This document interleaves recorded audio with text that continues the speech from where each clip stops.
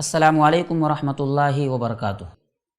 آئی plus T V کے خاص programme ایسے نہیں چلے گا میں ہوں آپ کے روبرو شاہ فہد خان۔ اس پروگرام میں آپ سبھی کا تہہ دل سے استقبال ہے۔ آج کے شو میں جامعہ کے طلباء کی گرفتاری کا جو سلسلہ چل رہا ہے اس پر چرچا کرنے کی کوشش کروں گا، لیکن چرچے سے پہلے یہ گزارش ہے کہ جنہوں نے ابھی تک ہمارے اس چینل کو سبسکرائب نہیں کیا ہے وہ ضرور کر لیں اور اس پیغام کو دور دور تک پہنچانے میں اس مشن کا ضرور حصہ بنیں۔ ناظرین، دیش بھر میں لاک ڈاؤن ہے، لوگ کورونا سے لڑ رہے ہیں، لیکن دہلی پولیس کسی اور تیاری میں مصروف ہے۔ پچھلے دنوں میں جامعہ کے کئی طلباء کو گرفتار کیا گیا تھا۔ حالیہ دنوں میں پھر ایک بار جامعہ کے 3 طلباء کو گرفتار کیا گیا۔ جامعہ کی ہونہار طالبہ صفورہ جو کہ پریگننٹ تھی اسے بھی گرفتار کیا گیا۔ اسی طرح جامعہ کے خاص شعبے کے ذمہ دار شفاء الرحمان صاحب کو بھی گرفتار کر کے جیل بھیج دیا گیا ہے۔ یہ چل کیا رہا ہے میں بتاتا ہوں۔ CAA 11 دسمبر کو لوک سبھا میں پاس ہوا، 12 دسمبر کو راجیہ سبھا میں بھی پاس ہو گیا، 13 دسمبر کو صدر جمہوریہ ہند نے اس بل پر دستخط کر دیا اور پھر اس طرح 13 کو یہ بل قانون بن گیا۔ اب چونکہ یہ بل ملک کے آئین کے خلاف تھا، اس میں ظلم اور ناانصافی تھی اور اسے دیش کے تمام انصاف پسندوں نے محسوس کیا، لیکن میدان میں آ کر سب سے پہلے اس کی مخالفت جامعہ کے طلباء نے کی۔ وہ 101 دن تک مسلسل دن رات اس دیش کے لیے پرامن طریقے سے احتجاج کرتے رہے، یہاں تک کہ جامعہ کے طلباء کا یہ قدم تاریخی قدم بن گیا۔ بڑے بڑے لوگوں نے سراہا، بہت سے لوگ خود احتجاج میں آئے بھی، اور پھر اس طرح وہاں سے اٹھنے والی یہ آواز پورے دیش میں گونجنے لگی۔ اب جگہ جگہ احتجاج، گویا کہ جامعہ کے طلباء کی یہ آواز اور احتجاج حکومت کے گلے کی ہڈی بن گیا۔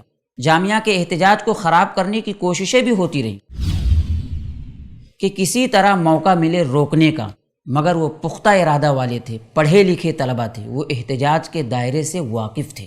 اب جو طلباء پیش تھے، جنہوں نے آگے بڑھ کر محنت کی تھی، ان کو گرفتار کر کے حوصلہ پست کرنا شروع ہو گیا۔ اب حالیہ دنوں میں تو دہلی دنگے سے جوڑ کر ان طلباء کو گرفتار کیا جا رہا ہے، جبکہ دور دور تک اس سے ان کا کوئی تعلق نہیں۔ وہ لوگ جنہوں نے کھل کر بھڑکاؤ بھاشن دیا اور جن کے بھڑکاؤ بھاشن سے نفرت کا ماحول بنا، کپل مشرا، انوراگ ٹھاکر، یہ سب سرے عام گھوم رہے ہیں۔ UP سے ٹرالی میں بھر کر گنڈے لانے کی خبر تھی، اس کا کچھ پتہ نہیں۔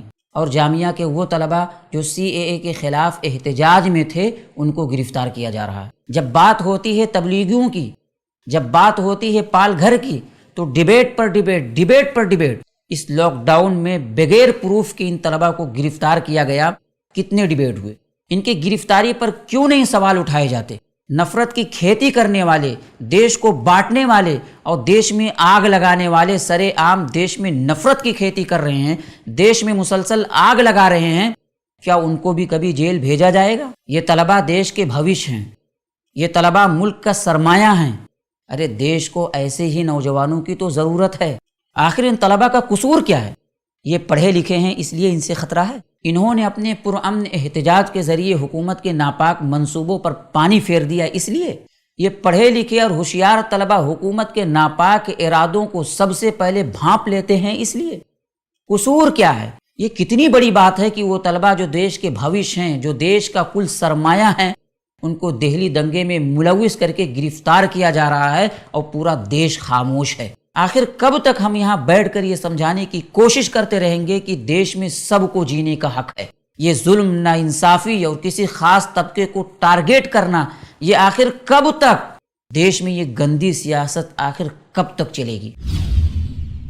ایسے نہیں چلے گا۔ اب ہندوستان بیدار ہو چکا ہے۔ تم نے اپنی حد درجہ مجرمانہ حرکتوں سے ہم ہندوستانیوں کو بیدار کر دیا ہے۔ ناظرین، رمضان کے اس مبارک مہینے میں آپ سب سے ایک اپیل ہے۔ اپیل یہ ہے کہ ظلم، ناانصافی، نفرت اور جھوٹ کے اس ماحول میں ہم نے دیا جلانے کی یہ کوشش کی ہے۔ اسے مضبوط کرنا، اس کو سپورٹ کرنا اور اسے انٹرنیشنل پیمانے تک لے جانا ہم سب کی ذمہ داری ہے۔ ہمیں آپ سے یہ پوری امید ہے کہ انشاءاللہ آپ ضرور حصہ لیں گے۔ ناظرین، میں شاہ فہد خان آپ سے وداع لیتا ہوں، پھر ملوں گا ایک نئے ایپیسوڈ کے ساتھ۔ دیکھتے رہیے پروگرام ایسے نہیں چلے گا۔ السلام علیکم ورحمۃ اللہ وبرکاتہ۔ ایسے ہی اور ویڈیوز بنانے میں ہماری مدد کریں۔